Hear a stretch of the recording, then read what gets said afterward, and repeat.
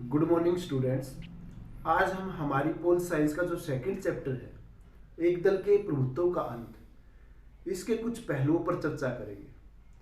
पहला जो पहलू है जिसके ऊपर आज हम चर्चा कर रहे हैं वो है भारत में लंबे समय तक एक दल का प्रभुत्व और वे क्या कारण थे जिन कारणों से एक दल का प्रभुत्व स्थापित हो रहा था। भारत में 1952 में पहली लोकसभा के आम चुनाव कराए गए, जिसमें जो कांग्रेस पार्टी थी वो स्पष्ट बहुमत से बहुत ज्यादा आगे सीटें जीत पाई, और जो दूसरे नंबर की पार्टी थी भारतीय कम्युनिस्ट पार्टी, उसको महज 12 सीटों से संतोष करना पड़ा। तो जो सीटों में अंतर था पहले नंबर की पार्टी में और दूसरे नंबर की पार्टी में, वो बहुत ज्यादा था। ये जो अंतर है इतना बड़ा, ये खुद उस समय की कहानी को बयान कर रहा है। जो जनता थी उसके बीच में राष्ट्रीय कांग्रेस की जो पकड़ थी वो काफी मजबूत थी। इसी कारण हर आम चुनाव में, चाहे वो 1952 का हो, 1957 का हो, 62 का हो, 1967 का हो या 1971 की लोकसभा का चुनाव हो, इन सभी आम चुनाव में जो कांग्रेस दल था वो बहुमत प्राप्त करके अपनी सरकार केंद्र में स्थापित कर रहा था, और जो दूसरी पार्टियां थी वे उसके आसपास कहीं ठहर ही नहीं रही थी। तो वे कौन से कारण थे जिन कारणों से भारतीय राष्ट्रीय कांग्रेस भारत में बहुदलीय व्यवस्था होने के बावजूद इतनी बड़ी सीटें, इतनी बड़ी संख्या में सीटों को जीत पा रही थी?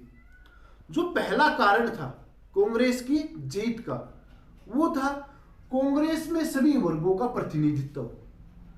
कांग्रेस में सभी वर्गों के नेता शामिल थे।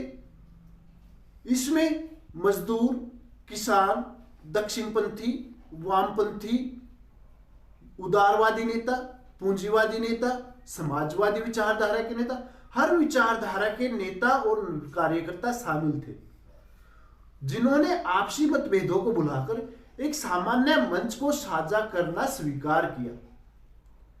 सभी वर्गों से नागरिक कार्यकर्ता नेता होने के कारण ही जो जनता थी उसके बीच में कांग्रेस की एक पकड़ थी, और यही कारण था कि जो लोग थे, जो जनता थी, वो कांग्रेस दल को ही अपना मतदान कर रही थी, अपने वोट प्रदान कर रही थी।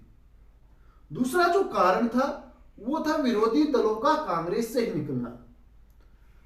आजादी के बाद भारत में जितने भी विरोधी दलों का अस्तित्व सामने आया, चाहे वो भारतीय जनसंघ हो, साम्यवादी दल हो, प्रजा सोशलिस्ट पार्टी हो, ये सारे जो दल थे, इन सभी दलों का प्राचीन समय में किसी न किसी रूप में कांग्रेस से संबंध था। तो सारे दलों का जो अस्तित्व है, जो आधार था, वो कांग्रेस दल ही था। इसलिए लोगों ने एक नए दल को चुनने की बजाय एक जो प्राचीन स्थापित दल था उसी को अपना वोट देना उचित समझा, और यही कारण था कि कांग्रेस 5 लोकसभा के आम चुनाव को आसानी से जीत पाई। तीसरा जो कारण था वो था दलों के मध्य कार्यक्रमों में समानता। जो भारत में विभिन्न राजनीतिक दल थे, उनके जो कार्यक्रम थे, उनकी जो विचारधारा थी, उनकी जो योजनाएं थी विकास को लेकर, उन सब में समानता थी, उनमें ज्यादा अंतर नहीं था। इसलिए जनता ने कांग्रेस जो प्राचीन एक दल था उसी को अपना वोट देना उचित समझा, और उनका वोट हासिल करके ही कांग्रेस दल इतने लंबे समय तक भारत में अपना वर्चस्व स्थापित कर पाए। जो अगला कारण था कांग्रेस के प्रभुत्व का, वो है राज्यों में गठबंधन सरकारों की असफलता। 1967 के जो लोकसभा के चुनाव थे उसमें आसानी से जो कांग्रेस थी, जो कांग्रेस दल था, उसकी जीत तो हो गई, लेकिन अनेक राज्यों के विधानसभा चुनाव में कांग्रेस की हार भी हुई, जिनमें गैर कांग्रेसी सरकारों का गठन किया गया। कई राज्यों में मिलीजुली सरकारों का भी गठन किया गया, लेकिन जो ये मिलीजुली सरकारें थी, जो ये गठबंधन सरकारें थी, ये प्रशासन को चलाने में असफल साबित हुई। इनकी असफलता ने जनता को इन मिलीजुली सरकारों से असंतुष्ट कर दिया और इन्होंने जो प्राचीन एक स्थापित दल था कांग्रेस, उसी को चुनना उचित समझा। और यही कारण था कि भाई जो कांग्रेस था वो लंबे समय तक अपना प्रभुत्व स्थापित कर पाया भारत में। अगला जो कारण है कांग्रेस के जीतने का, वो था कांग्रेस को ऐतिहासिक विरासत हासिल होना।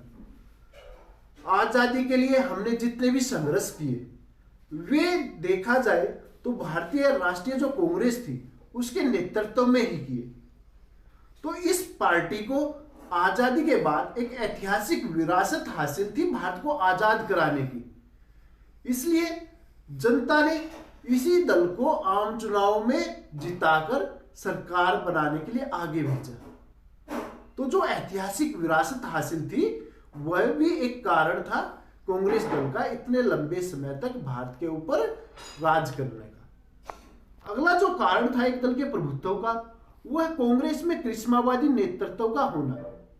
कांग्रेस के पास पंडित जवाहरलाल नेहरू, सरदार वल्लभ भाई पटेल, लाल बहादुर शास्त्री, इंदिरा गांधी, मोरारजी देसाई जैसे कुछ करिश्मावादी नेतृत्व के धनी नेता थे, जिनके पास जनता को अपने साथ बांधने की एक अनूठी शक्ति थी।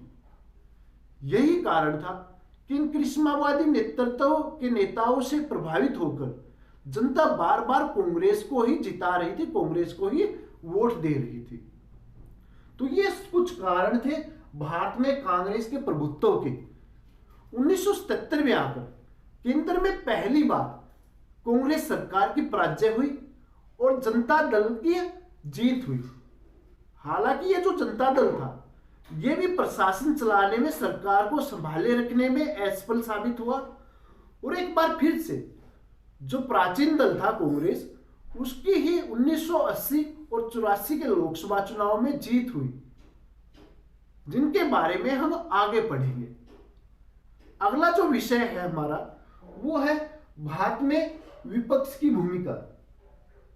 भारत में बहुदलीय व्यवस्था को अपनाया गया है, जिसमें बहुत सारे जो दल हैं वो देश की राजनीति में चुनाव में भाग लेते हैं, लेकिन उन सब में से जो सबसे ज्यादा सीटें प्राप्त करता है वो सरकार बनाता है और जो दूसरे नंबर का दल होता है वो विपक्ष का निर्माण करता है। इस विपक्ष की काफी अहम भूमिका होती है भारत में। तो जो पहले कार्य है विपक्ष का वो है सरकार की गलत नीतियों की आलोचना करना।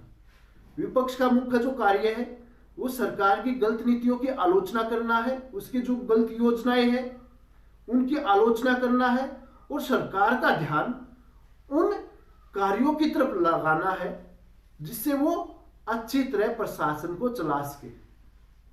दूसरा जो कार्य है विपक्ष का वो है जनता को राजनीतिक शिक्षा देना। जो विभिन्न राजनीतिक मुद्दे हैं उनके ऊपर विपक्ष बहसें करता है, संगोष्ठियां आयोजित करता है, सभाएं निकालता है, जुलूसें निकालता है, ताकि जनमत को वो अपनी तरफ आकर्षित कर सके, जिससे जो जनता है उसको राजनीतिक शिक्षा प्राप्त होती है।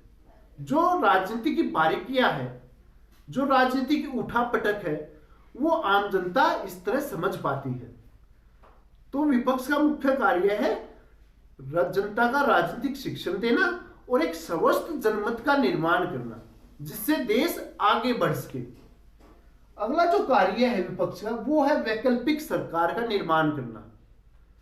मान लो कभी जो सरकार है वो प्रशासन चलाने में असफल हो जाए, वो अपना इस्तीफा त्याग पत्र दे दे, तो उस समय जो विपक्ष है वो वैकल्पिक सरकार का एक सुझाव देता है, वैकल्पिक सरकार बनाने के लिए तैयार रहता है, जिससे जो जनता है वो दोबारा होने वाले चुनावों पर जो खर्चा है उससे बच सकती है। अगर ये विपक्ष अपना बहुमत साबित कर देता है उसमें, तो ये सरकार में बना रहता है, अन्यथा फिर चुनाव दोबारा करा लिए जाते हैं। तो एक वैकल्पिक सरकार का जो सुझाव है वो ये विपक्ष प्रदान करता है। सरकार की उचित सलाह देना, कई बार सरकार के सामने ऐसे मुद्दे आ जाते हैं जिनके ऊपर सरकार को सर्वदलीय बैठक लेनी पड़ती है। उस सर्वदलीय बैठक में उन सबकी उन मुद्दों के ऊपर राय जानी जाती है। तो यहां पर विपक्ष का अहम भूमिका हो जाती है कि वो सरकार का उचित मार्गदर्शन करे, उस समस्या से बाहर निकलने के लिए सरकार को अच्छी एक सलाह दे, वहां पर जो राजनीति है वो ना करे और देश को उस समस्या से, उस चुनौती से बाहर निकालने का कार्य करे। तो आज के लिए हमारे ये दो विषय, कांग्रेस के प्रभुत्व के कारण और भारत में विपक्ष की भूमिका।